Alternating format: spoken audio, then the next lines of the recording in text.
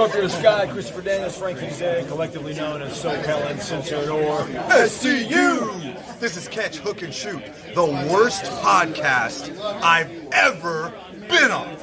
Word.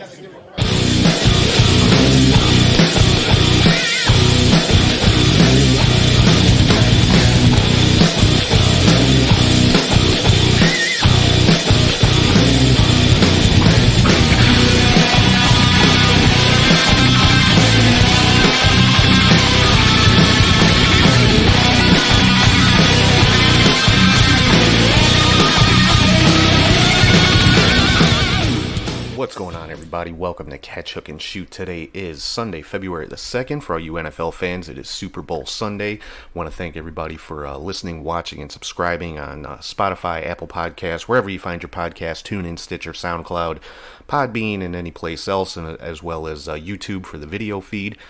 Make sure everybody's following on social media on all platforms. You can find the show at Catch, Hook, Shoot. Head over to patreon.com/catchhookshoot for all your bonus content. Going to be making some changes over there in the coming week or so keep an eye out for those.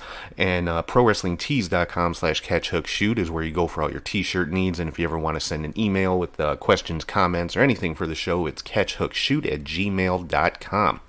So let's jump right in all of the wrestling action for this week. Got a huge packed show for you guys today. So let's kick it all off as we always do with the match of the week.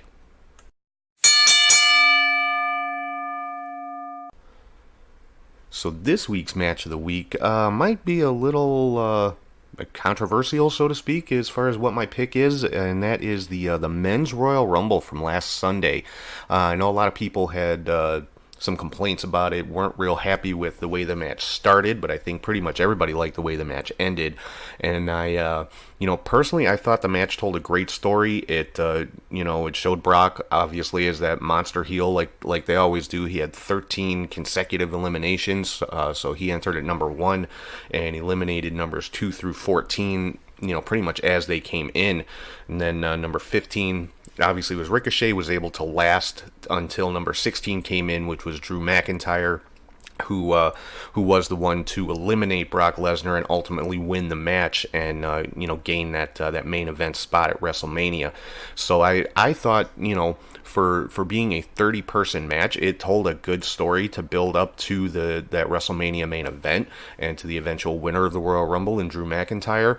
But a lot of people not happy with all the eliminations from Brock and some of the people who were eliminated. Like, I was really, really looking forward. The one thing I was disappointed with was that part of those 13 eliminations were John Morrison and Kofi Kingston, because these are the two guys that, have that reputation of avoiding elimination in some very, very creative ways. And we hadn't, up to this point, seen both of them in the same Rumble doing that kind of crazy stuff, and I was really hoping to see a spot or two like that from those two guys, and obviously it didn't happen because Brock eliminated both of them in pretty quick fashion. So that for me was the one disappointing thing, but that's just a personal thing. But I think overall it was one of the better Royal Rumble matches that there have ever been. So that is my pick for this week's match of the week, and that's the Men's Royal Rumble from last Sunday. So moving right along into the next segment of the show, basically my three, I guess, favorite spots or highlight spots from the week, and of course I am talking about the 3 count. So number 1 on the 3 count this week, I don't think there's any doubt this is probably the biggest highlight of the week, and that is the return of Edge. Now, I've talked a lot about this over the last couple months since these rumors started swirling about Edge coming back, and how I didn't think it was a good idea. I didn't want to see him come back, and I still hold to that. I mean, I know that neck injury that he had suffered, is something that can, it can. It can cause a lot of issues, down the line, especially as you get older and your body continues to take that pounding. But, he said he had that second neck surgery. He obviously got medically cleared and, came back in the Royal Rumble, had an amazing showing, was in the final 3, came out on Raw. I'll get into that in a little bit.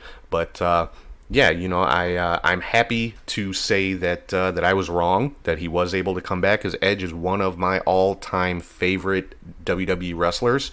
and it's awesome to see him back. Apparently the details of his contract, which, take it with a grain of salt. I mean, this is what's being reported by the dirt sheets out there and everything, but apparently it's a 3-year contract. Basically, it's $3 million a year for 25 appearances and 3 matches per year. So that is a great deal. It's very, very limited. So it's going to minimize the punishment and the abuse that he puts on his body. But I think we all know 3 matches a year from Edge, he's going to go out there and give it 1,000%.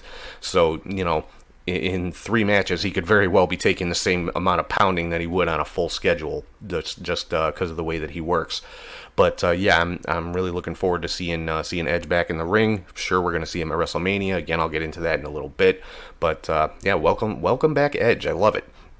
Now, number 2 on the 3 count, I touched on a little while ago. Brock Lesnar eliminating 13 consecutive entries in the Royal Rumble. Started off at number 1 and eliminated numbers 2 through 14 in I would have to think it's got to be record time for that many eliminations. I think there was a couple reasons that they did this. Number 1, obviously, to show Brock's dominance yet again. And number 2, the 13 eliminations, that ties the record set by Braun Strowman at the greatest Royal Rumble, which was one of the Saudi Arabia shows that WWE has put on. And I think the reason they did it is so that they can say that the record was at least set or tied in a regular Royal Rumble match at the official Royal Rumble pay-per-view, rather than kind of what most people look at as a glorified house show at the greatest Royal Rumble match. So I think that I think the reason for Brock doing that was twofold: to again show his dominance, and to have that record be at least tied on the actual Royal Rumble pay-per-view. Number 3 on my 3 count this week is Randy Orton attacking Edge at the end of Monday Night Raw. Now, if there was any doubt about Edge being in, being cleared and being healthy and being in ring shape and able to do some of the things that he used to do, I think that doubt was erased Monday night, because Randy Orton just showed no mercy on Edge whatsoever. Lots of chair shots to the back, a concerto, a one-man concerto in the middle of the ring, had Edge carted out on a stretcher and taken out by an ambulance and things like that. And if he wasn't cleared, if he wasn't healthy, if he wasn't able to take that kind of stuff, it wouldn't have happened. So I think that just goes to prove how hard Edge has worked to get back, and it's building the story more and more, because we're seeing that legend killer of Randy Orton come out again, and I'm certain this is going to lead to a WrestleMania match between these two, which Edge and Orton, you're talking about 2 of the greatest in-ring performers WWE's ever had. So that is going to be a fantastic match. I'd be very, very surprised if that is not a WrestleMania match with Edge and Orton. Talked about Edge's contract a couple of minutes ago, 25 appearances, 3 matches per year, so I'm sure as it gets closer to Mania, he'll come back from that injury, confront Orton, and set up the match for WrestleMania. So can't wait to see the build for that one, because like I said, Edge, one of my all-time favorites, and I'm thrilled to see him healthy enough and in phenomenal shape to come back. I mean, he just looks-wise, he looks to be in better shape than he ever has in his career. So can't wait to see Edge versus Orton at WrestleMania. Moving into the WWE news and rumors for the week, a lot of injuries going on. AJ Styles suffered a shoulder injury at the Royal Rumble.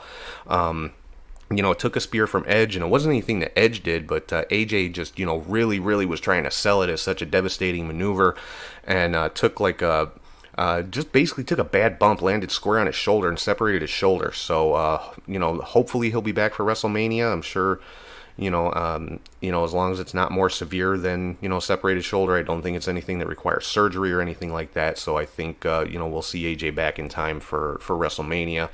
Also on Raw, we saw Drew McIntyre officially challenge Brock Lesnar for the main event of WrestleMania. And then we saw Brock, attack McIntyre. No big surprise there. So that I think should be the main event. That should be the match to close out the show.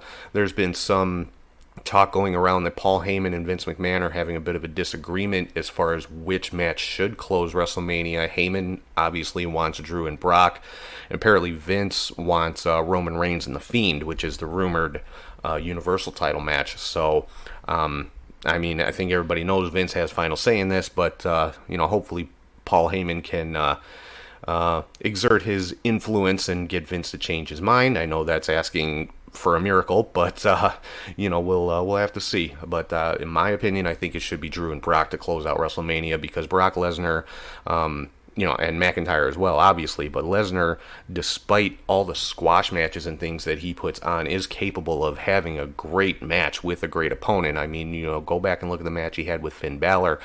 Look at the matches he's had with AJ Styles and things like that. And, so Drew versus Brock could put on easily a 5-star match, in my opinion. So we'll have to see how that plays out. Moving over to NXT, Pete Dunne and Matt Riddle are the winners of this year's Dusty Classic, and they'll be challenging for the Tag Team Championships at the next NXT TakeOver coming up in Portland at the end of the month.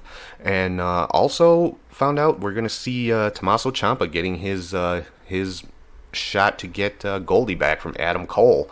So, TakeOver Portland shaping up to be a pretty good TakeOver. And this one I believe this one is a standalone. Usually, or not usually, but most times TakeOvers accompany a WWE pay-per-view, but this one is standing on its own. So I'm looking forward to that. Should be just based on what we're seeing so far, it's going to be a great TakeOver, which is no surprise from NXT. On the SmackDown side, we got a new Intercontinental Champion in Braun Strowman, his first singles title in WWE, long overdue. Defeated Shinsuke Nakamura this week on SmackDown. Nakamura's title reign, I gotta say, was a bit disappointing, and that's nothing, to do with Nakamura. The blame for that is not on him. It's just the way that the mid-card titles are booked. It's almost like they're kind of an afterthought. The Intercontinental title, the U.S. title, I don't think there's enough emphasis and enough importance put on them, and that's on the writers and the bookers and the people that are putting all this together. It's not on the wrestlers that are carrying those belts. Also on SmackDown, we saw The Miz and John Morrison win a Fatal 4-Way Tag Team match to earn a Tag Team title shot at the next Super Showdown coming up in Saudi Arabia. So that should be an interesting match with Miz and Morrison taking on the New Day. Also some WWE corporate news. Co-presidents of WWE, George Barrios and Michelle Wilson, are out, have been basically fired by Vince McMahon. And the backlash from that is has not been pretty. WWE stock lost $1 billion since that since the news of this broke. And I mean, the very concept of that is mind-boggling, that a company can lose $1 billion and still be viable. It just goes to show how big the WWE truly is. But and apparently there was no succession plan in place, to replace them. So we'll have to keep an eye on this, because it just was a bit of a surprise. It was kind of sudden.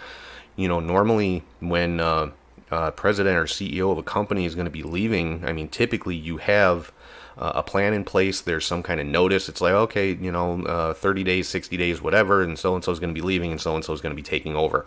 And that didn't happen that way with WWE. So, we'll definitely have to keep an eye on that. Apparently the Revival have requested their releases again from the WWE. And, they were not granted the first time, obviously, but here in the last couple of months, WWE has granted some releases to some superstars that had been requesting them, so we'll have to see if the Revival get theirs as well. Can't say I blame them. I mean, WWE tag team wrestling is not a priority. It's, again, like the mid-card titles, it's kind of an afterthought, and there's all these cut-and-paste tag teams out there, like Seth Rollins and Buddy Murphy, the Raw Tag Team Champions, when you have established everyday tag teams like AOP and Viking Raiders and so many other great tag teams in WWE, and I just don't think they're being used to their full potential. So I can't blame the Revival for asking for their release. Getting into WrestleMania main events, the rumored main events, and when I say main events, I'm talking about the top titles, the WWE title, Universal title, the Raw and SmackDown women's titles. It's looking like, obviously, Drew and Brock, that's pretty much set. Roman versus The Fiend for the Universal title is the rumored match for that one. Now, for the SmackDown women's title, the rumor is that Becky Lynch's challenger is going to be Shayna Baszler, which is interesting because there's been some kind of conflicting reports. Some saying, Shayna's going to go up to the main roster. Some saying she's going to stay in NXT. So we'll have to see how that one plays out. But I think Becky versus Shayna could put on a great match. And as far as the SmackDown women's title, it's looking like Bayley versus Naomi is going to be the match. We saw Bayley come out on SmackDown this past week, cutting a promo in the ring. Naomi came out, interrupted her, basically saying, you've never beat me, talking to Bayley. And so it looks like they're setting that one up. I don't know if that'll be at WrestleMania or sometime before then, but I would think, at this point, we're in WrestleMania season. So I would think they would build that one. Interesting part of this is Charlotte, the winner of the Women's Royal Rumble, is apparently going to be challenging Rhea Ripley for the NXT Women's Championship with her title match that she won with that Royal Rumble victory. That's definitely different. It's never been done before, so I'm curious to see how this is going to play out. I think Charlotte and Rhea would put on a great match. It would be very cool to see the NXT title defended on the main show of WrestleMania. So I'm looking forward to seeing this one play out. Another rumor going around is that Christian is going to be returning as part of Edge's feud with Randy Orton. Now, which side he's going to be on is yet to be seen, obviously. And obviously, this is just a rumor. Who knows? But, of course, Edge came back, so, of course, people are going to be wondering about Christian coming back. So, I mean, I'm not opposed to it on either side. Him and Edge work fantastic together, and they were fantastic rivals as well. So I think he could definitely add a new dimension, a new wrinkle to that feud. Talked about AJ Styles' injury earlier. Apparently, there were 6 head injuries this past week in WWE, which is kind of crazy. I mean, you had Marcel Bartel and Alexander Wolf and Roderick Strong all suffered head injuries at the Worlds Collide event, and then on Monday Night Raw, you had Samoa Joe, Rey Mysterio, and Riddick Moss all suffer head injuries. And I mean, when it comes to concussions, you're talking, it could be, days or it could be months that these guys are out. And for it to happen to 6 guys in the span of really just a couple of days is crazy. So hopefully, none of it is too serious. Hopefully these guys are back sooner rather than later. Hopefully they're not concussions. Maybe they just, took a bump to the head, and, WWE obviously being overly cautious with head injuries, as they should, pulled in Alexander Wolf and Samoa Joe's case, pulled them out of the matches that they were in, just to be safe. So that's definitely, good practice on WWE's end. So hopefully it's not anything too serious with any of these guys. So and one thing I do have to make mention of is my predictions from the Royal Rumble. I had my best predictions to date for a WWE pay-per-view. I called 7 out of 8 winners from the Royal Rumble event, so I'm pretty happy with myself on that. And obviously, I've said many times, I'm not an insider. I have no sources inside WWE. This was just my thoughts based on what I'm seeing on TV, just like you guys. So for me to go 7 out of 8 including picking both Rumble winners, I'm very proud of that fact. So I'm just taking my kudos for that. Also, interesting note from the Royal Rumble is there was apparently a confrontation backstage between Matt Riddle and Brock Lesnar. Now, Riddle, of course, has been calling out Lesnar on social media, saying he wants to be the one to retire him and all this kind of stuff. And, apparently they had a confrontation backstage. Wasn't anything, nothing physical. It was basically just Brock saying, you might as well stop saying my name because you and I are never, ever going to work together. Now, some people are saying this was a work to set up, something with these two guys. Some are saying it was a shoot and it's never going to happen. Apparently there was a directive sent down in NXT for NXT wrestlers to stop calling out Raw and SmackDown wrestlers on social media. So who knows where this is going to lead, if anywhere. Just thought that was a little interesting tidbit there. Moving into some AEW news and rumors, Brody Lee, formerly known as Luke Harper in the WWE, is rumored to be debuting for AEW in the very near future. The speculation is it's going to be in March when they have their first show in New York, because that is where Brody Lee is from. So I think you'd get the best reaction there. So I'm looking forward to that. I cannot wait to see Brody Lee on a big stage, without the handcuffs on, because apparently Vince McMahon was never very high on Luke Harper, which I don't know why. In the ring, the guy is phenomenal. He's got a great look. A lot of people say he reminds them of Bruiser Brody, which I can definitely see that. So I think him and AEW would be a great fit. Coming up this week on AEW, Cody is set to take his 10 lashes from MJF. So that should be hard to watch. That's probably the best way I can put it. We've also got an 8-man tag team match coming up on AEW this week. The Young Bucks teaming with the AEW tag team champions Kenny Omega and Hangman Page, taking on the Butcher and the Blade along with the Lucha Brothers. So that should be, I'm looking at that one to steal the show this week. That should be a great match. Definitely an early contender for match of the week.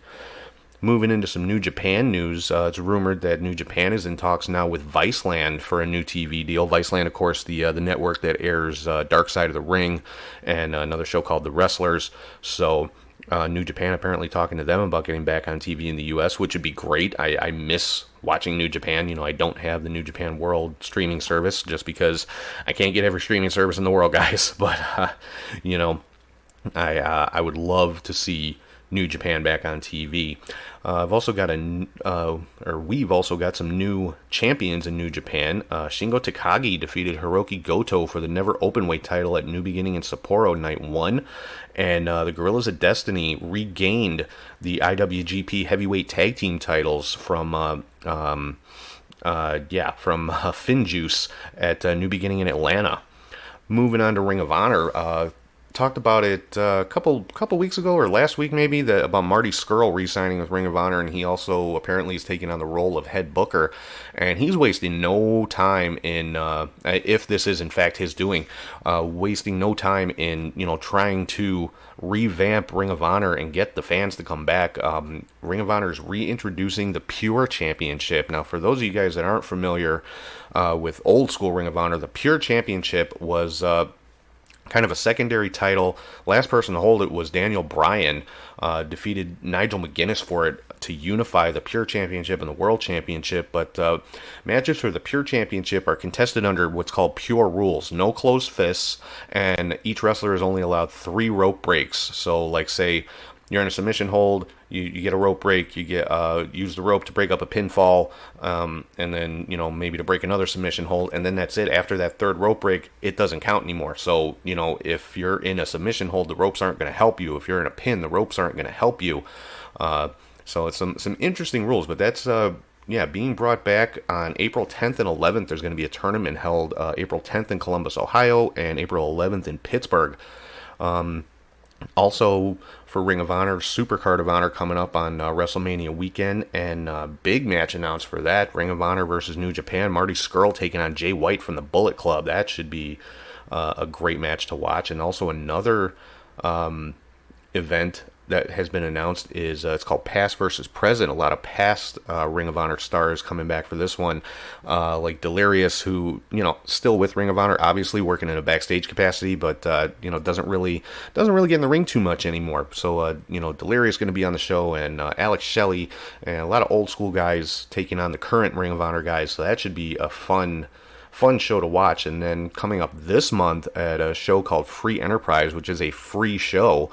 So I believe it's in Baltimore. If you're in that area, just get your tickets and go check it out, because the one of the matches announced for this, of course, Marty Scurll has a rivalry going right now with NWA champ Nick Aldis. So on this Free Enterprise show, it's going to be Scurll teaming with ROH World Champion PCO taking on Nick Aldis and Roosh. So that should be a great tag team match with those guys. Moving into Impact, they're gonna again, WrestleMania weekend. They have a show coming up. They're doing a TNA night, bringing back a lot of a lot of the stars from when Impact was known as TNA, Total Nonstop Action. So that is looking interesting. They're actually going to have an Ultimate X match, which they haven't had in a little while. So, and that was kind of, in the beginnings of TNA, that was kind of their hallmark, was the X division, that Ultimate X match. So that should be another fun show to watch. Getting into some MLW goings on, I just want to make mention of a match that took place on MLW this week. Actually, was just posted yesterday on their YouTube channel with their most recent episode of Fusion. Simon Gotch versus Davey Boy Smith Jr. in a no-holds-barred match. No ropes. You can win by knockout or tap out only. This match was phenomenal. I mean, the week before, we had basically a hardcore bloodbath between Mance Warner and Jimmy Havoc, and this was the polar opposite of that. It was a straight, mat-based submission style match, even though it was no holds barred. It was a straight up wrestling match, and it was phenomenal between Simon Gotch and Davey Boy Smith Jr. I highly recommend you check that one out. Also announced by MLW, they have a new working relationship with another company, Dragon Gate from Japan. So MLW making some good relationships out there, working with AAA, now working with Dragon Gate. I would assume they're still working with Pro Wrestling Noah. I haven't seen anything to say that they're not. So MLW, making some good connections. Some NWA news, some more stuff about Nick Aldis and Marty Scurll. They will be having their World Heavyweight Championship match at the Crockett Cup coming up in April. Location to be determined, hasn't been announced yet. But Aldis, because of his victory over Flip Gordon at the last pay-per-view, got to name the terms of this match. And basically he's calling it a money-back guarantee, where if Marty Scurll really wants this match, he has to agree that if he loses, he has to refund every single ticket to every person in the arena. So that's interesting. I mean, I've heard of matches, where they put money on the line and things like that. But, this is an interesting little twist. So Scurll hasn't officially accepted yet, but I'm sure he will. So I'm definitely going to be watching this one closely to see how this plays out.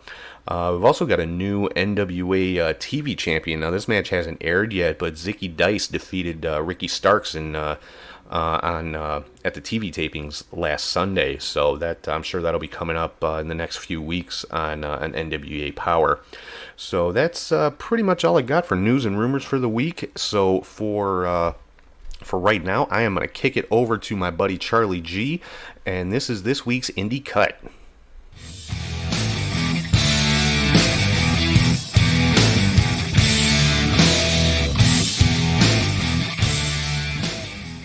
Hey there, wrestling fans. I am Charlie G with your Indie Cut. Let's start off with AAA Gear 2020. We Are Born to Fight Tour from January 25th. The show started off with a touching tribute to La Parka, with the owner and all the wrestlers in the ring, most sporting some type of La Parka symbol. I wish I understood more of the words that were coming out, but it was still touching nonetheless.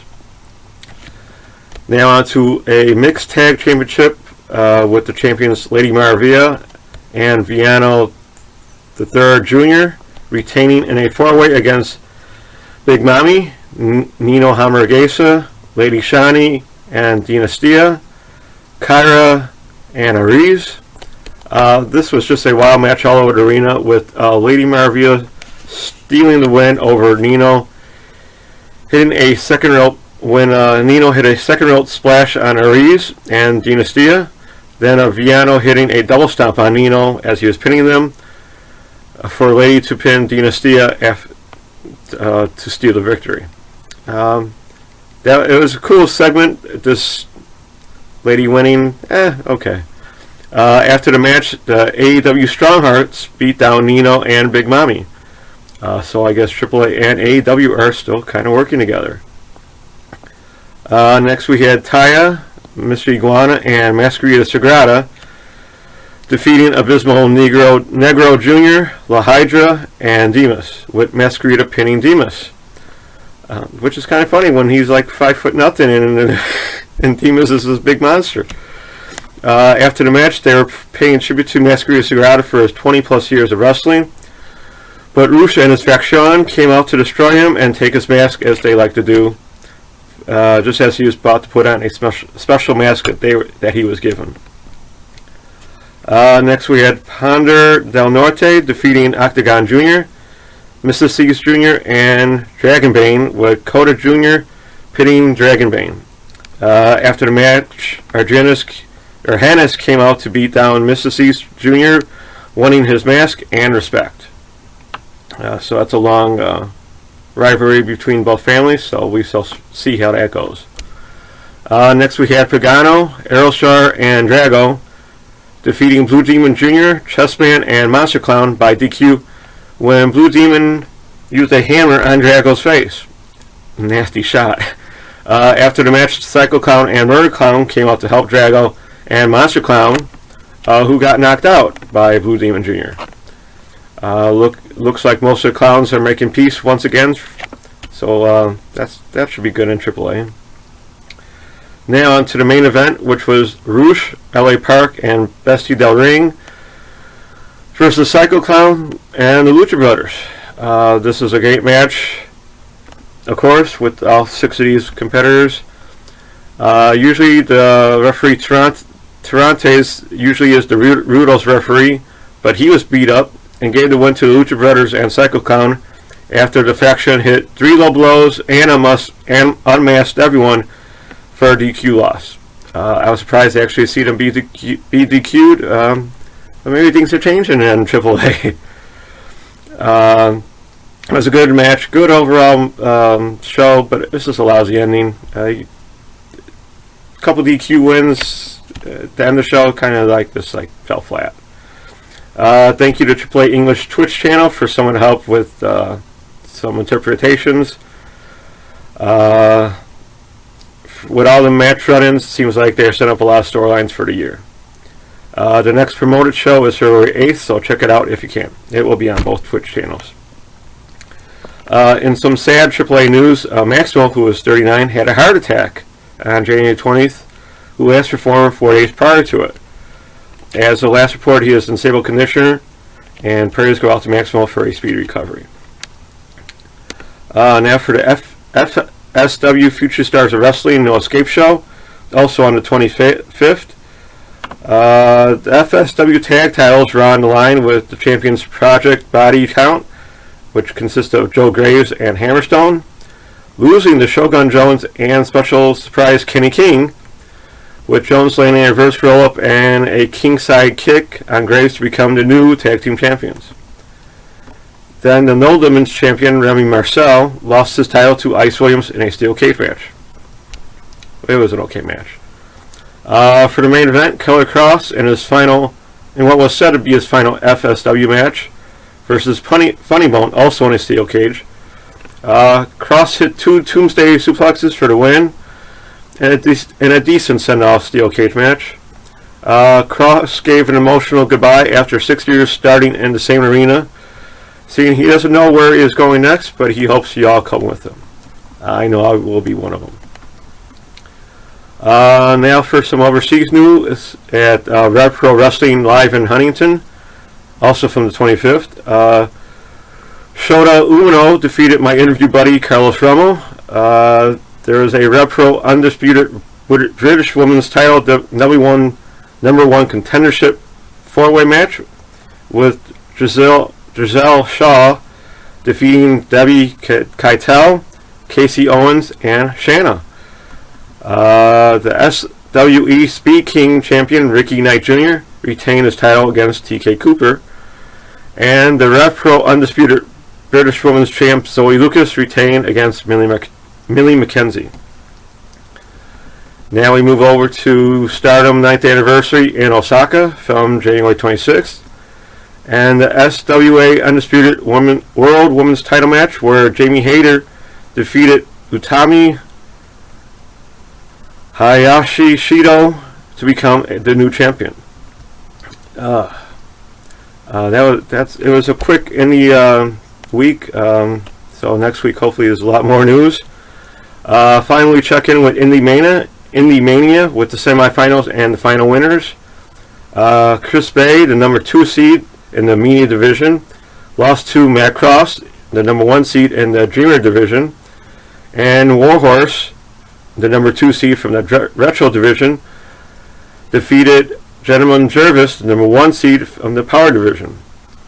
The final match was Matt Cross versus Warhorse, 1 versus 2. And the winner of Indie Mania, who will be on the launch roster for WrestleMania Wrestling game, is Warhorse, with a 55.8% win to 44.2 fan vote, the 4-1 Retro Studio vote, and Busted Open chimed in with picking Cross.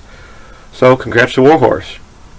Indie Mania saw 46,270 fan votes throughout the tournament, which is an awesome turnout for an independent game voting aspect. Next week I will recap some Repro and Progress news along with the Freelance Wrestling Send in the Clown show from the Logan Square Auditorium on February 7th. That's a wrap for me. Happy wrestling, everyone, and back to you, Tom. All right, so that's Charlie G with your indie cut, and moving right along into the next segment of the show. Took a little hiatus last week with this one, but for this week I could not resist this particular one just because it made me laugh so much, and I am talking about this week's Troll of the Week.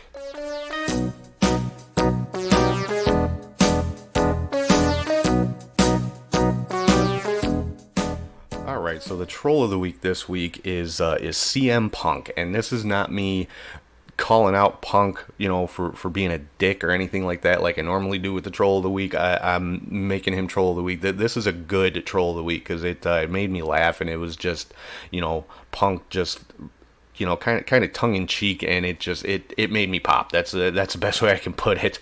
After it was announced that the co-presidents of WWE had been let go, George Barrios and Michelle Wilson, Punk posted on Twitter basically saying, oh, how do I get an interview? And I mean, if you follow the story of CM Punk, him just even asking that question, I mean, you cannot get more smart-assy than that. And I thought it was hilarious. I loved it.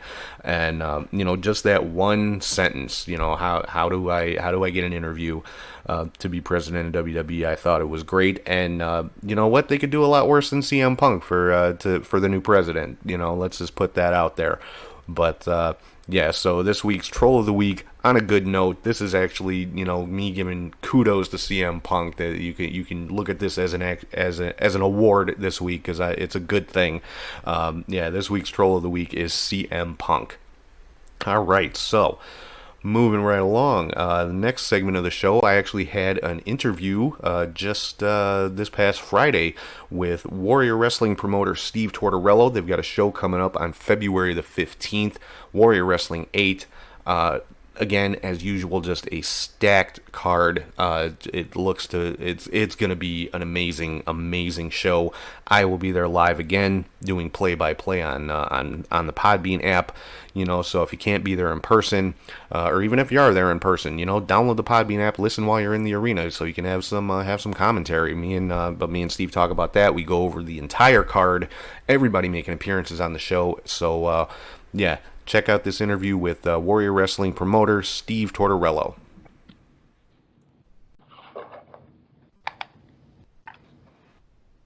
All right, what's up, everybody? This is Tom with Catch, Hook, and Shoot, and I am talking right now live via Skype with the promoter of Warrior Wrestling, Mr. Steve Tortorello. How you doing today, Steve? I am great, Tom. Thank you for having me back. Always love talking to you and love having you out at Warrior shows. And I appreciate everything that you've done to help out the podcast here. Every time at Warrior, it's a great experience. Last time around, we did the live play-by-play. Got some great responses to it, and it was a blast. I mean, me and my buddy Charlie, who's actually a bigger part of the podcast now. He does all my indie reports, but he was the guy that was doing the color commentary with me, and we both had a blast. Yeah, I mean, we're always happy to have you guys out there, and I think the live commentary is a new wrinkle that's going to be really cool going forward. If there's anybody out there traveling or for whatever reason can't watch the video and can't be at the show, they can hear what's going on, and I think it's a really cool thing to offer the fans, and I'm glad that you guys pitched it. Yeah, and Charlie actually had a pretty cool idea, and I don't know what kind of delay there is with the live podcast, but he thought something cool would be like for people actually in the arena, You know, because that for me, that's one thing that's always kind of been missing. Like when I go to a live event, you know, I mean, obviously it's awesome, but I miss the commentary. You know, I like Yes. hearing the commentators. So if like anybody in the arena wants to, you know, download the Podbean app and listen to our commentary while they're there live, that might be a pretty cool experience. Yeah, absolutely. I think a lot of diehard baseball fans do that. And I know WWE toyed with it at one point. I think it's a really cool thing. Yeah, and you know we're looking forward to doing it again at Warrior 8. I mean, it amazes me how much you guys outdo yourselves every time. I mean, you've literally got talent on this card from every major wrestling promotion in the world. That was the goal. We really what we try to do with Warrior Wrestling, and I came up with this analogy maybe a week ago or so, but we kind of try to be the train station, that you've got all of these great promotions all over, and a certain match can't happen in Impact or in New Japan or in AAA or in Ring of Honor. But as those talents cross, we're kind of Grand Central Station. And you know what? We can do it in our train station. So it's really cool to be able to be the place, to be that outlaw island where we can put on these matches that you couldn't see anywhere else from people from all over different promotions. Yeah, and I mean, like one that jumps out at me, like right off the bat, and I picked this one as my match to steal the show, is kind of an Impact versus Ring of Honor match, and that's Dagger versus Jonathan Gresham. Yes. That is a match that actually, inside scoop here, was originally slated to happen at Warrior Wrestling 5 in May of 2019. But for a couple of different reasons, Gresham couldn't be on the show. He ended up doing Best of the Super Juniors and a few other things. So we were excited about that match nearly a year ago. And then Gresham signed exclusively with Ring of Honor, and so we thought, oh gosh, we'll never get to do it. And through some negotiations with him and with Ring of Honor, all of a sudden it's possible again. And so we're really happy to offer that match because it's a match we've been excited about for nearly a calendar year. Yeah, and for me, I love Jonathan Gresham. I've never seen him live, so this is going to be a thrill for me. But like for my money, he is the best technical wrestler in the world right now.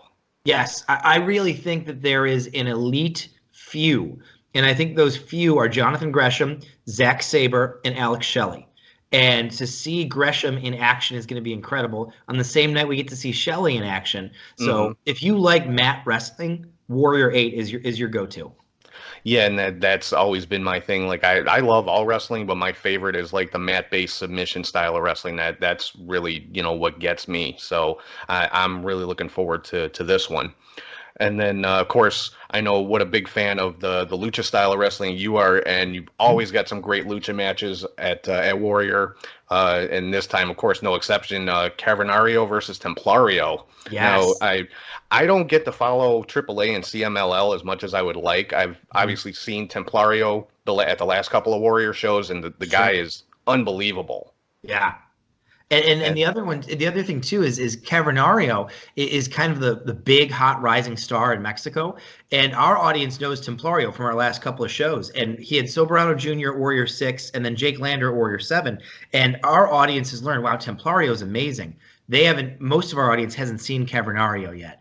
And so when these two go at it, it's going to be a really incredible spectacle. This is something that, you talked a minute ago about Gresham and Daga as possibly stealing the show. The people that know Lucha have said to me the exact same thing you just said. Oh, Cavern REO and Templar EO, nothing else has a chance. So we're excited. Anytime we have a show where you have a couple of matches that are going to be competing for that, the action is going to be pretty incredible.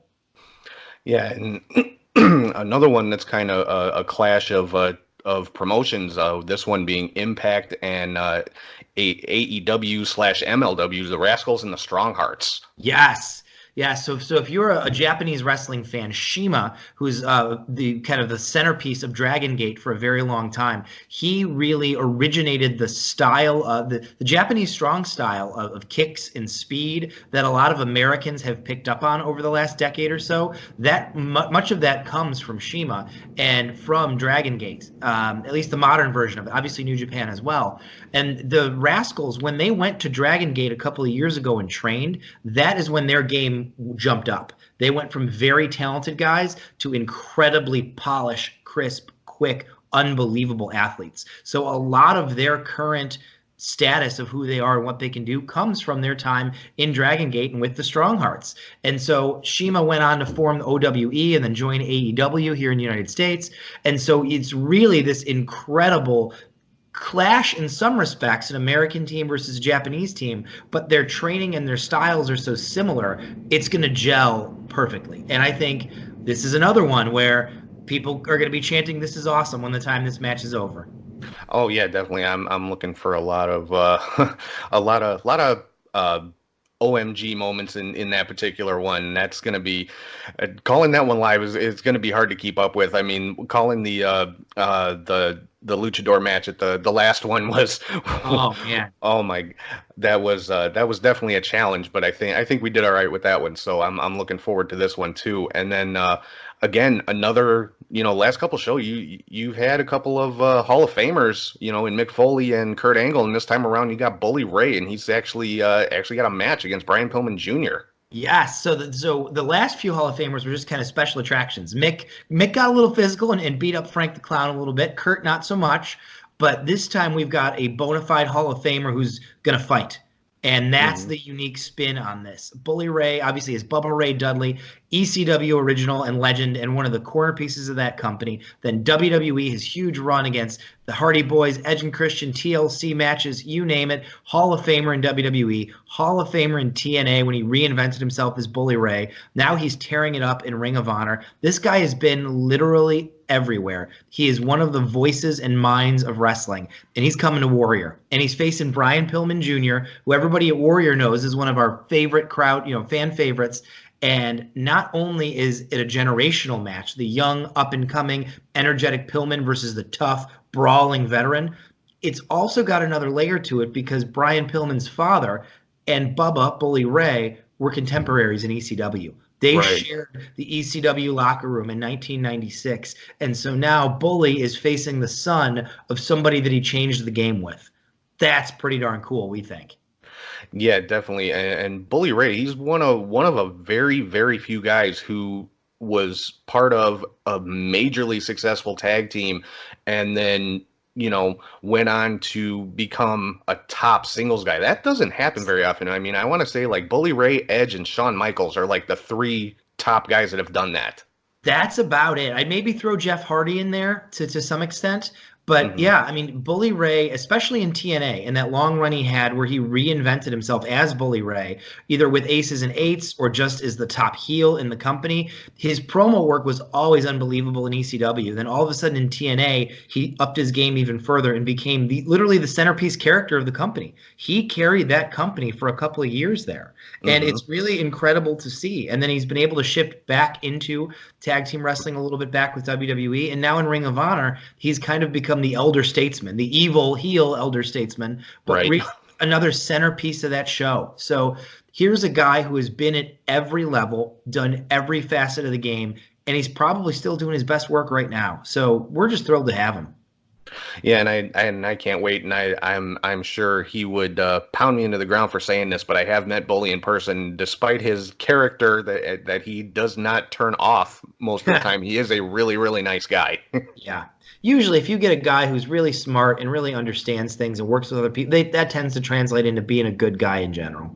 And Pillman Jr., I mean, I for me, he's my absolute favorite young up and coming wrestler right now. Like, I watch MLW for Brian Pillman Jr. Yes. The first time I saw Brian Pillman Jr. was on a Black Label Pro show about a year and a half ago, maybe even longer. And I knew his name, obviously. I knew Brian Pillman's son was wrestling now.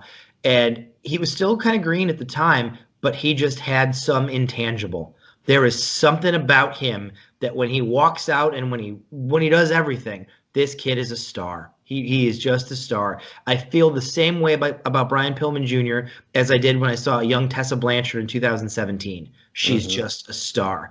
And Pillman, I'm shocked at this point that he hasn't gotten picked up by an AEW or a WWE or somebody yet. I know he's got the MLW contract, but I wouldn't be shocked if AEW comes knocking. And if I was them, I would.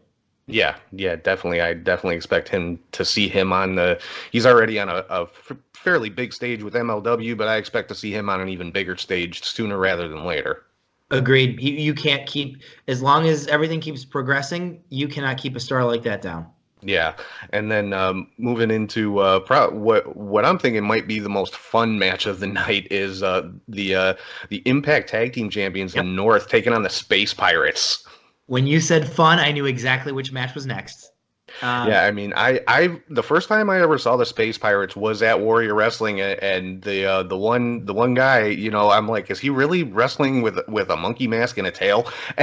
But it's entertaining, and you know, you can't take your eyes off of it because, you know, either despite the gimmick or because of it, the guy is great. Both of them are great.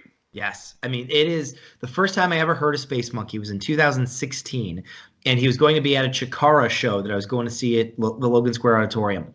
And I had heard of the gimmick before. I'd seen him on some posters, and I was like, really? Space Monkey? Mm-hmm. All right. And then within 30 seconds of him walking through the curtain, I went, oh, never mind. This guy's incredible. Yeah. I mean, he's a great athlete. He's a great wrestler. And the gimmick makes it all better. It doesn't detract from, I mean, it just is perfect. And Shane Saber is the pirate, and then they came together. You know, it's ridiculous. You describe it and you listen to it and you think this sounds ridiculous. And then you see it and you go, nope, it's amazing. Yeah, exactly. And then, of course, the North, like I said, Impact Tag Team Champions. I mean, both of, you know, again, two amazing athletes, two great wrestlers in the ring. So I'm looking forward to that one. Like I said, I think that one's just going to be a lot of fun. Pure fun, because you know the Space Pirates like to have fun, and the North are tough, but they're both incredible tag teams. So it's going to be fun action, fun hijinks. I'm just going to get the popcorn and watch this one. Yeah, and then so moving on next here, you talked about Alex Shelley a few minutes ago. He's taking on was originally supposed to take on Amazing Red, but because of injury, Red is being replaced by Ren Narita. Correct. So if you're a New Japan fan, Ren Narita was in the the Best of the Super Juniors. I always want to say battle. The Best of the Super Juniors this past May. He's a young lion who's really got a huge upside. He is like watching Brian Pillman now in the United States and thinking about the star that Pillman's going to be in the U.S. That's Ren Narita in New Japan. This is a guy who has every tool. He feels like a star. He's a great in-ring worker. He's come through the incredible New Japan dojo. He's just waiting to break out. In a year or two, when he's New Japan IWGP Junior Heavyweight Champion, when he's having barn burners against Hiromu Takahashi and Will Ospreay, you're going to say, I saw him in a high school gym in Chicago Heights. This guy has the rocket on his back. Yeah, and he's taken on a veteran, one of the greats, in Alex Shelley, and Alex Shelley most recently on NXT. So you can even say, you know, you've got a WWE star on this show to literally include every company on the planet right now. Absolutely. You know, so Alex Shelley is still unsigned. He doesn't have a contract, but he did do a match on NXT and is potentially working more with them. So you've got an active NXT guy taking on a New Japan guy. Where else do you see that? Yeah, and you don't. It doesn't happen. So I mean, you know, this is why I continually say Warrior right now for me is the best independent out there. I mean, you're not going to find a card like this anywhere else. Yeah, that's the goal. You know, when Eric and we talk with Michael Casting, Kyle Breskowitz, and a bunch of our other buddies, when we lay these shows out, we ask ourselves, would we drive to Cleveland for this show? Would we drive to Milwaukee for this show? And we have to hit that threshold before we make that our show. And so we really set out to do top to bottom the absolute best job we can. And we're excited with what we've put together. And so am I. I honestly, I can't wait. I know it's coming up in 2 weeks. It can't come fast enough. But and then before we get into the craziness of the two main events, we've got one more match here. Robert Anthony with Frank the Clown, of course, taking on Warhorse. Yes. So this should be an interesting one. Yeah, interesting is the right word, because if you've followed Warrior shows before, you know obviously Frank the Clown has been a presence at every single Warrior show, despite our best efforts. And Robert Anthony is who he manages. And so they've been together at Warrior, 3, 4, 5, and 7. And Robert Anthony, the Ego, is a fantastic wrestler. He's wrestled Lucha. He's wrestled WWE style, indie style. He can do anything. And Warhorse is the current I would say king of the indies. Warhorse and Oh, Danhausen definitely. have really established themselves as true characters that you cannot miss. We were lucky enough to have Danhausen last show, and this show we're lucky enough to have Warhorse. And he is really a guy who has found his voice and found his character in the last year. And I think this match is going to be exciting. Just like Space Pirates versus the North, this is going to be a lot of fun. Yeah, definitely. And I've only seen like clips of Warhorse online. I can't wait to see him live because, like you said, he is the hottest guy on the indies right now. So I can't wait for this one either. I can't wait for this whole card. I keep saying that, but it's true. We're excited. I was at Black Label a few weeks ago and saw Warhorse versus Kylie Ray, and on a card that included some incredible wrestlers, I thought it stole the show, and it wasn't even close. He just has something special, just like Pillman, and it's really cool to watch. And yeah, talking about Kylie Ray, that moves us into our next match here. That this is crazy that you got two of these, but it's the War of Attrition match for the Warrior Women's Championship. So, explain exactly what a War of Attrition match is for those that might not know. Sure. So there's only been one before. We did it on Warrior Wrestling 2, and it's how we crowned our first champ, Brian Cage. The idea is you take 8 people from all different promotions, all different styles of wrestling, and you break them down one by one until you've got the one person who survives it all, the one who survives the War of Attrition. And so it's a 3-fall match. It's 4-on-4, losers eliminated. Then 2-on-2, losers eliminated. Then 1-on-1, and the winner is the champ. So in order to win that belt ultimately, or retain that belt potentially in Tessa's case, you need to be on 2 winning teams and then defeat your partner at the end. So come the second round, when the first 4 are eliminated and you're choosing your teams, the person who scores the fall gets to pick. You got to decide, do I want someone on my side who is going to help me win, and then I got to face him at the end? Or do I want the person that I think I can beat at the end? So there's a little bit of game planning in there for the person who scores the first fall. But whoever makes it to the end of that truly deserves the title, because they will have beaten 7 of the other best wrestlers in the world. Absolutely, and it puts the champion, in this case Tessa Blanchard, at a big disadvantage. I mean, you always hear about disadvantages in like triple threat matches and things like that. Oh, the champion doesn't even have to get pinned. In a case like this, it's conceivable the champion may not even set foot in the ring and and lose their title. Yeah, so Tessa, regardless of who else is on her team, in the first fall, she'll have 3 other partners. If one of them gets beat, Tessa's out. The belt is up for grabs. Mm-hmm. So she will need to make sure that her team is on the same page, because otherwise she's losing the title in the first fall. And now as far as the teams for the first fall, they're chosen at random? They're chosen at random and will be announced as the match begins. Awesome. And with this match, I mean, you've got a who's who of women's wrestling here. Like I said, Tessa Blanchard is the champion. You've got Taya Valkyrie from Impact and AAA. Big Swole from AEW, Kylie Ray, probably the top independent women's wrestler right now, yep. Madison Rayne from Impact, Britt Baker from AEW, Ray Lynn, and Tasha Steelz. I mean, this is an amazing array of talent in this match. Yeah, we're really excited. The 2 up-and-comers that people might not know are Ray Lynn and Tasha Steelz. And Ray Lynn is starring right now in Women of Wrestling WOW, which also stars Tessa Blanchard on Access. And Tasha Steelz is in the NWA. So she's battled Thunder Rosa. She's battled a few other women in the NWA. And we wanted everything represented. So Impact, AEW, NWA, and WOW. And so we're really excited about the cross sections of women wrestling that are in this match. And we think that can only make the match better, the best of each world. Yeah, and I mean, like you said before, it excuse me, it is, truly just a clash of all different promotions and styles and everything. And this is another one. It's gonna be a crazy match to call, and I'm looking forward to this one as well. And then as if that's not enough, there's a second War of Attrition match on this show for the men's Warrior Championship. In this case, we're guaranteed a new champion. Of course, the current champion, Brian Cage, I think most people know by now, had a bicep injury, had to have surgery earlier this week, so he's not going to be cleared to compete at Warrior 8, so he's going to have to forfeit the title. Correct. He'll be there. He's coming. You know, when he called me to let me know that the injury was going to require surgery, and he did call me because Brian's a classy guy, and we talked about it. And he said, Steve, I still want to be there. So he's coming. He'll be in a sling, but he is going to present that belt to the next champion. And then, as he told me, he's going to tell the next champion, keep it warm because he's coming back for him once his arm is fixed.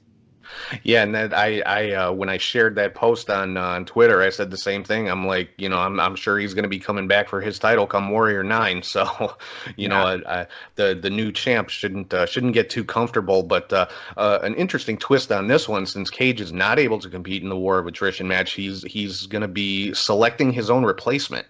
Correct. So we had a long discussion internally with Cage out and a new champ guaranteed. What do we do with the 8th spot? Do we go get somebody else from elsewhere? Do we only run it with 7? And how would that work? And we said, you know what? There are all these other dream matches on the card. What if we took whoever was the most impressive person from earlier in the night and we said, you did a hell of a job. You get the 8th spot. You get your shot at the belt. We pitched that to Brian Cage literally, and he said, I love it. Let me pick him. We said, done. So Brian Cage is going to be scouting the show, and he will then choose from earlier in the show who he thinks deserves a shot at his renounced title. And honestly, with the amount of talent on this show, he could pick literally anybody, and it wouldn't be a bad choice.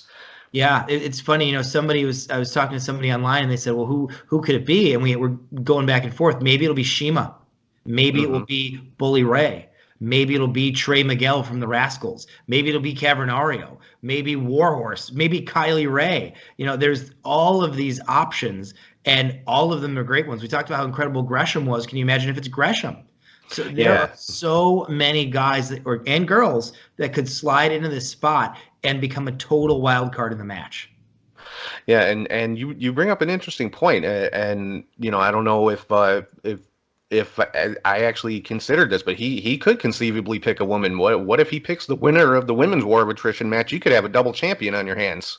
You know what? We actually hadn't talked about that, but that's a possibility. Yeah, so that a lot of twists and turns in this one. It should be an interesting match, but aside from Cage, I mean, the other 7 guys in this match, again, it's a who's who. You've got Andrew Everett, Alex Zane, Black Taurus, who's amazing from AAA, Aramis, who I'm not super familiar with myself, but then Sam Adonis, another Warrior Wrestling kind of mainstay, great. I mean, just phenomenal in the ring. Lance Archer. What else can be said about him that hasn't been said already? and Michael Elgin. So I mean, this one is this match is going to be brutal. I think that's the only way I can put it. Somebody is going to get the snot kicked out of them. I mean, Adonis and Elgin had this bruising 20-minute draw at the last Warrior show. Zane and Everett are unbelievable flyers. Lance Archer, as you said, what can you say? A total monster, 2-0 in Warrior. Black Taurus won the Lucha Scramble last time around. Aramis or Aramis, however you want to pronounce it. I've heard it all the different ways. He stole the show in PWG at the Battle of Los Angeles this past fall. And he's been back to PWG a few times. And he has really been just a breath of fresh air in a Lucha Libre, which is crazy because Lucha is incredible to begin with. But Aramis is poised to take over. In fact, Phoenix at the Battle of Los Angeles got on the microphone and said, ladies and gentlemen, this is the future of Lucha Libre. So to see what he's going to be able to do with Taurus and Zane and Everett and the Giant Archer, I can't even wait. Yeah, and that, I mean, that is high praise coming from Phoenix, who is, pretty much the top guy in AAA. So, yes. So that definitely is going to make me pay attention to this guy going forward. But yeah, so I mean, just like I said, a stacked card from top to bottom. Every major wrestling company in the world being represented. I mean, let everybody know, when and where and how they get tickets and where they can see it and all that kind of stuff. You've got it. So the show's coming up in a little over 2 weeks from tomorrow. Today's the end of January. It's Saturday, February 15th, and it's in Chicago Heights, Illinois, about a half an hour due south of the city, where all of our Warrior shows are. Tickets are at warriorwrestling.net. As with all of our shows, a ton of the revenue, actually all the revenue after cost, goes to Marian Catholic High School that hosts the shows where I'm the principal. So small things like our speech team runs the parking, and every $5 you give for parking helps send a kid to speech camp. Our concessions and bar all goes towards scholarships for kids at school. So it's a great cause. So if you weren't already thinking about coming out, come on out and support a great cause. Have something to eat, have something to drink. Follow us on Twitter, like us on Facebook, and come enjoy some great wrestling with us. And if you can't make it for whatever reason, you can't make it to the Heights, you can watch us live on Fight TV, and then after the fact, we are on demand on the High Spots Wrestling Network.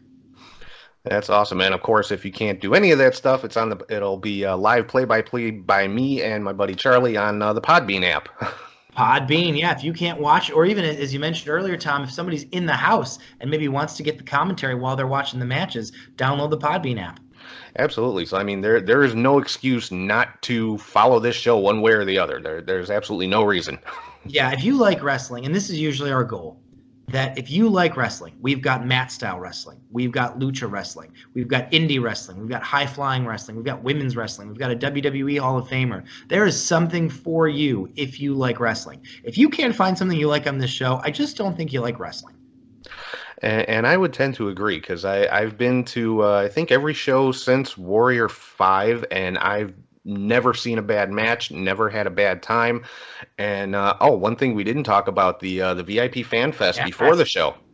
That is one of our hallmarks we've been doing since the very beginning. It's $100, which seems expensive. Oh my gosh, it's $100. But for your $100, you get an autograph from and a picture with every single star on the show.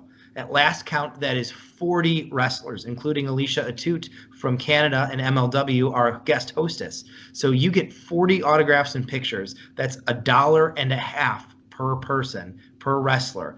And, you know, we're going to have a broken table. You can take a broken table picture with Kylie Ray. We're going to have both the Impact belt and the Warrior Women's belt. You can take a double champ picture with Tessa Blanchard.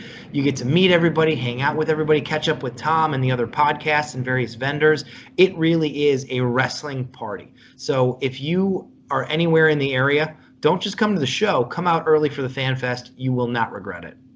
Yeah, and I've got to say, you know, the first Warrior show that I went as a fan. That was before I started, participating, so to speak. But I mean, everybody there is awesome. The wrestlers are just amazing, and it's not like going to a Comic-Con or something like that where you're just kind of herded through like cattle, to snap the picture and move along.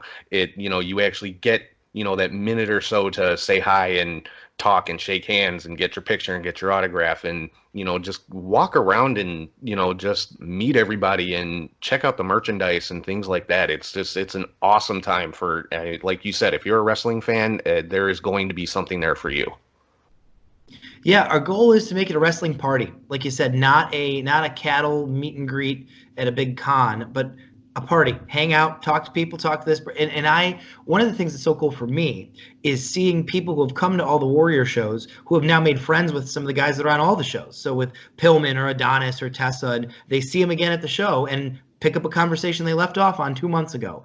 And it's really cool. We've hopefully created this wrestling party atmosphere. And you definitely have. I mean, it is one of Warrior events are honestly some of my favorite events to go to. So keep doing what you're doing, please. Yeah, hey, we're not going anywhere. We're going to keep it up, and we need people to come on out and enjoy the show so we can keep doing that. And again, thank you for the opportunities you've given me as far as having the podcast at the Fan Fest, and then this last time doing the commentary again for Warrior 8. It's it's always just, it's a great time, and honestly, it's great experience for me. I love it every time. We're so happy to have you. Always happy to talk wrestling with you, and let's keep doing it forever. Absolutely. Sounds good to me. But yeah, I think that pretty much wraps us up here. We've been going for about a half an hour. I'm sure you want to get started enjoying your weekend. I'm sure you've got busy 2 weeks ahead of you coming up on Warrior 8 on the 15th of February. So yeah, again, Steve Tortorello, promoter for Warrior Wrestling, principal in Marian Catholic High School. February 15th, 5 p.m. is the VIP Fan Fest, 7 p.m. bell time for the event. get to Marian Catholic High School, catch it on the Fight app, catch it on Podbean if you want to just hear the audio. I mean, yeah, it's the best indie show you're going to see, and if you can make it out, it's the best value for your money you're going to find anywhere. Thank you very much. I appreciate that. That's what we're shooting for. So we won you over. Now, if you're listening absolutely. and watching and you're not yet won over, come give us the shot to do it on the 15th. All right, Steve. Thank you very much for coming on the show again. My first third-time guest. I know last time I told you were my second two-time guest, and you weren't real happy about that. But yeah, you're my first three-time guest. So I always appreciate you taking the time. I always have a good time talking to you. So yeah, I will see you on February the 15th. Sounds good. All right. Thanks a lot, Steve. Thanks, Tom. All right, so that's Warrior Wrestling promoter Steve Tortorello. Remember, February 15th in Chicago Heights, Marian Catholic High School. If you're in the Chicago area, go to warriorwrestling.net, get your tickets. It's Valentine's Day weekend. If your significant other is a wrestling fan, this is an amazing gift to get them. You're not going to find a better independent wrestling show anywhere, and it's honestly an amazing value for your money with the prices that they charge and everything that you get for that price. So again, warriorwrestling.net for your tickets. Also, we'll be airing on the Fight app, and also you'll get live audio play-by-play on the Podbean app done by me and Charlie G. So no excuse for missing this show. Definitely check it out on one of those platforms. Be there live, watch the pay-per-view. Listen live on Podbean, but check this show out because it's going to be the best indie show anywhere. So, yeah, that's what can I say about Warrior that I haven't said before? So, moving on to my next segment of the show, quickly becoming one of my favorites. I don't think fastly is a word, but quickly becoming one of my favorites just because it's so much fun, and I'm talking about the Fantasy Booker.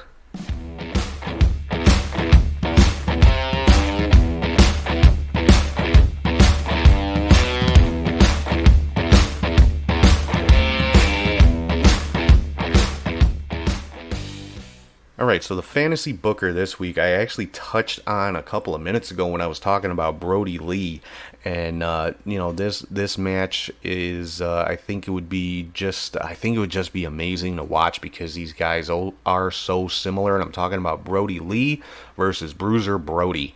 I mean, between size, look, style, it'd be a hard hitting, fast-paced match because both guys, Brody Lee and Bruiser Brody, rest his soul, phenomenal athletes. In addition to being just huge, hard-hitting bruisers, for lack of a better word. So yeah, that's my fantasy booker for this week. I'm not gonna delve too much into it. I want you guys just to imagine, especially you old school wrestling fans who have had the chance to see Bruiser Brody, or even you don't even have to be an old school wrestling fan. Go on the WWE Network, watch some old world class matches with Bruiser Brody, and watch this guy work, and tell me he wouldn't put on a phenomenal match with Brody Lee, formerly known as Luke Harper. So yeah, that is your fantasy booker for the week. Bruiser Brody versus Brody Lee. Just God, what could have been if these guys were around in the same generation.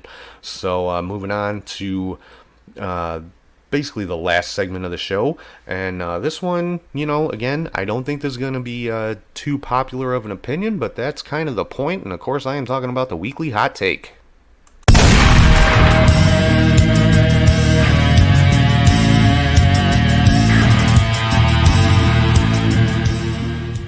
My hot take for this week is about Becky Lynch, and it's not something bad about Becky Lynch. I'm a huge Becky Lynch fan. My hot take on this is Becky Lynch right now is the face of WWE, like it or not.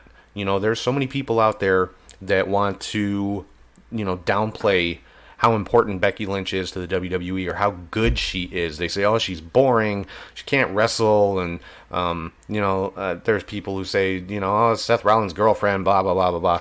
Hey, you know what? Becky Lynch has been in wrestling for a very long time, been in WWE for a long time, and she has, earned everything that she's got. Go back and watch her progression in WWE when she came in, even into NXT.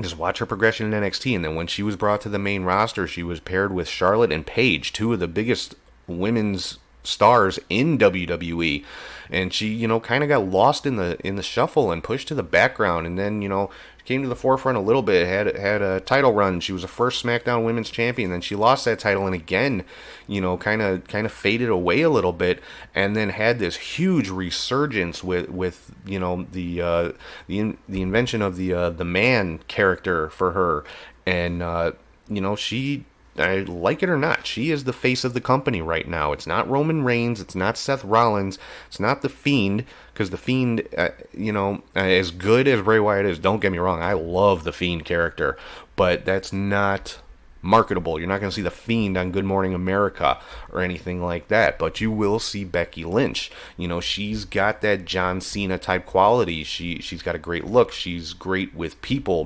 You know, the majority of people love Becky Lynch. It's just the vocal minority on social media that want to downplay how good she is and how important she is to the WWE. But yeah, right now, the face of WWE is Becky Lynch. Like it or not, that's how it is. Me personally, I like it. I think it's great. I'm a huge fan of Becky Lynch. Maybe it's because I'm Irish too. I don't know. But hey, I think she's awesome. So that's pretty much that for the weekly hot take. One last thing I want to mention before I sign off. Wrestling Behind Ringside Hall of Fame.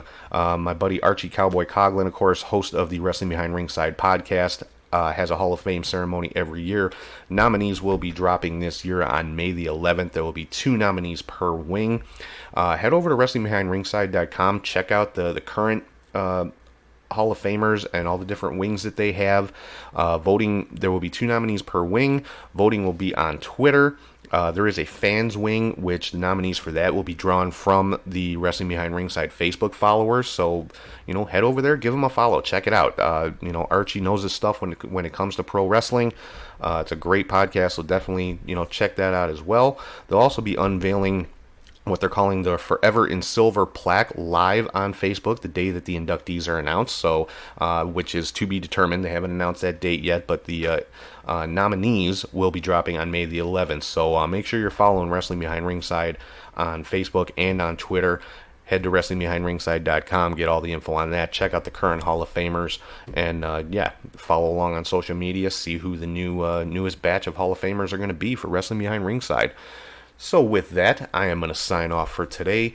I want to thank everybody again for tuning in and checking out the show wherever you find your podcast. TuneIn, Stitcher, SoundCloud, Podbean, YouTube for the video feed. Make sure you're following on social media on all platforms. It's at CatchHookShoot. Patreon.com/CatchHookShoot for all your bonus content. Like I said, there's going to be some changes coming to that in hopefully in the next week or so. So keep an eye on that. I'm going to make it a little more interesting, I think. So definitely keep an eye on Patreon.com/CatchHookShoot. Head to ProWrestlingTees.com/CatchHookShoot for all your t-shirt needs. And as always, if you ever want to shoot me an email, it's CatchHookShoot@gmail.com. So hope everybody has an amazing week, and I'm going to end the show kind of the same way I have been the last few weeks. You know, make sure that you're telling all the important people in your life how important they are to you.